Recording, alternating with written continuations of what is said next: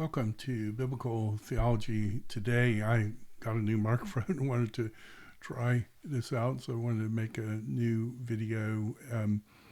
The most popular video on my channel by far has been the discussion of the location of the Garden of Eden. And I wanted to just look at the text, Genesis 2:10, and talk about the location of Eden and is it important to the meta-narrative of Scripture or not. Many people would say it's not important. I, for a long time, have been saying that it's very important. And it's interesting when we come to this text, just looking at different computer things, if you have the older Bible works or here the new accordance, you have this fantastic computer program where we can read all about the Garden of Eden. And it's interesting when you look at this text, the word river, this is just an aside. It doesn't really go to the main point, but notice that the resh there has a dagesh in it, which, if you know anything about Hebrew, reshes don't accept dageshes. And so why would you have a dagesh there? And, when you look at the Logos version, it doesn't have the dagesh. So what in the world is going on there? And I remember being confused about that until I actually looked at the manuscript B19A, and here's the resh, and you do have a dot, but it looks to me like that dot is actually a stain in the manuscript, and so the regular ink dot is black, and then you have kind of a stain here. So I think both texts are right, but probably the dot there is a stain. That really doesn't connect to the point, other than to say it's interesting. But the question is the location of the Garden of Eden important? And many people would say it's not, that the flood has, done away with Eden's location, or the rivers were former rivers and they've been renamed. And it's not really important for the Bible. Other people would say, Eden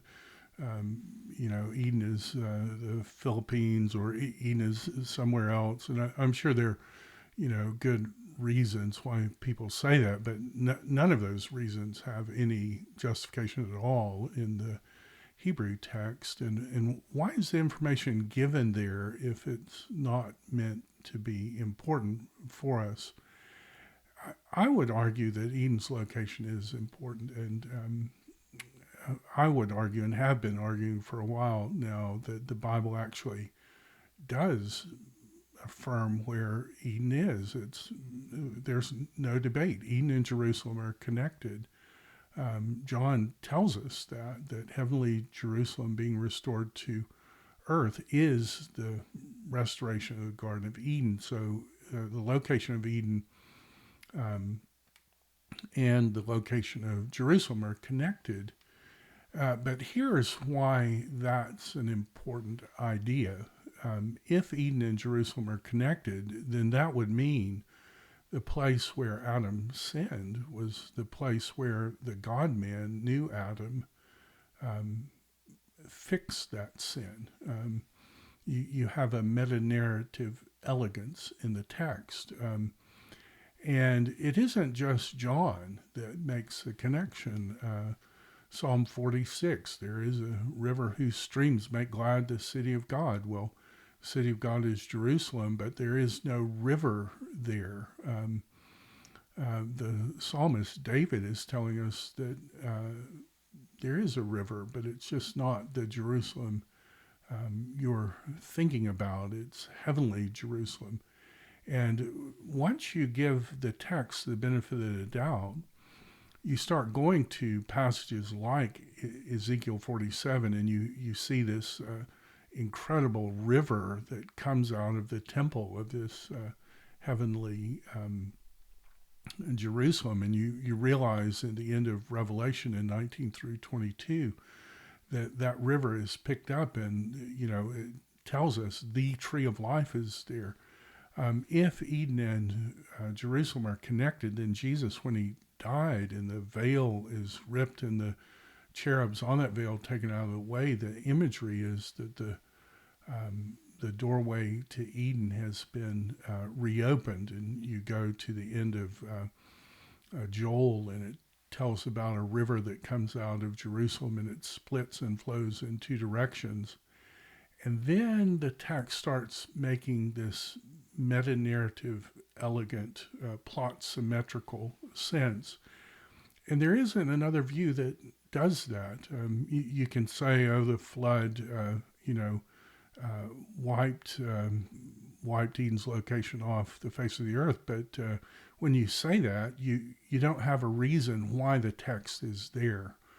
This gives the reason, and this is a better explanation. This is better than Calvin's idea of Cush being, moved to the Gulf of Kuwait. It's better than the idea of Eden somehow connected with,